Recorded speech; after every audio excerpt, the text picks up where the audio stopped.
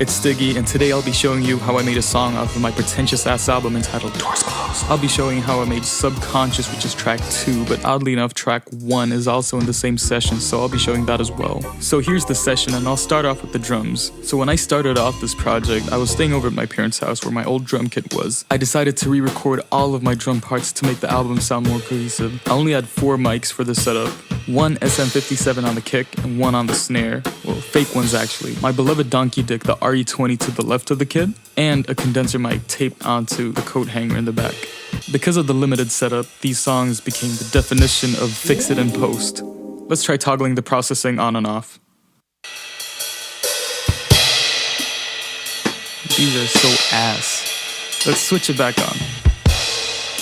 It's way better. Next up, we have the bass. The bass has this nice finger-style thumpy sound to it, and there's no processing on it really, just compression. Though I do know for a fact that the final version has a phaser on it, but it's not here, so I don't know. These are what I started the song with, the chords. So this is just a Wurlitzer sound off the Triton. And this is a fucking Logic preset, y'all. Don't sleep on them. This, I think, is also a Logic preset that I slightly tweaked. Speaking of Logic, the whole strings and woodwind section are completely MIDI.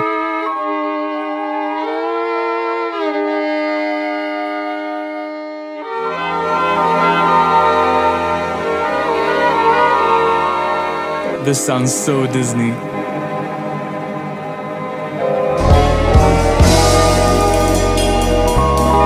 Anyways, onto the gist. Subconscious. Let's start with the drums here too. These are a little punchier, but the general patch is similar. So here are the drums dry.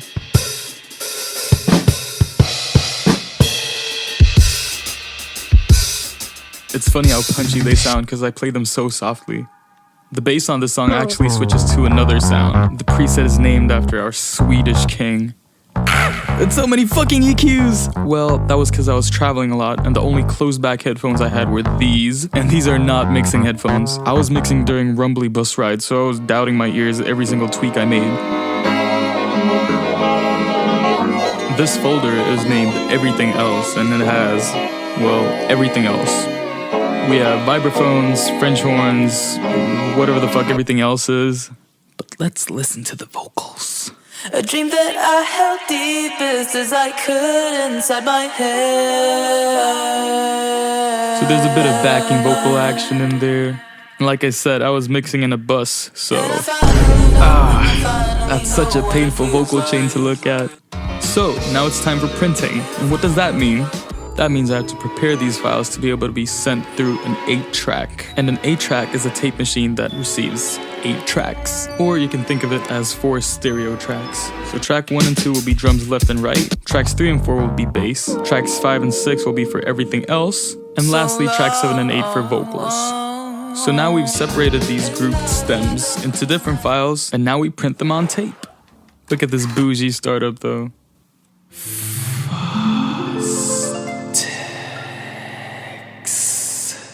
So fucking cool. So I have my Fostex R8 here, and I'll be recording my stems split into the different outputs. I usually record the bass in mono in track 3, just cause I have my bass in mono. I then play the reel back and I send the audio back into my computer. Let's listen.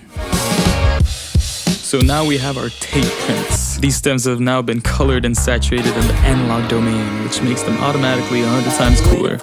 So I do some speed adjustments and I do a little processing and cleaning up here and there, but try to sustain a bit of the analog dirtiness. So once again, here's before processing and after. Not much difference at all. And that, my friends, is how we got to the final arrangement that's on the album. I hope this has been interesting and insightful, but if not, send this to someone else who might like it. Doors closed.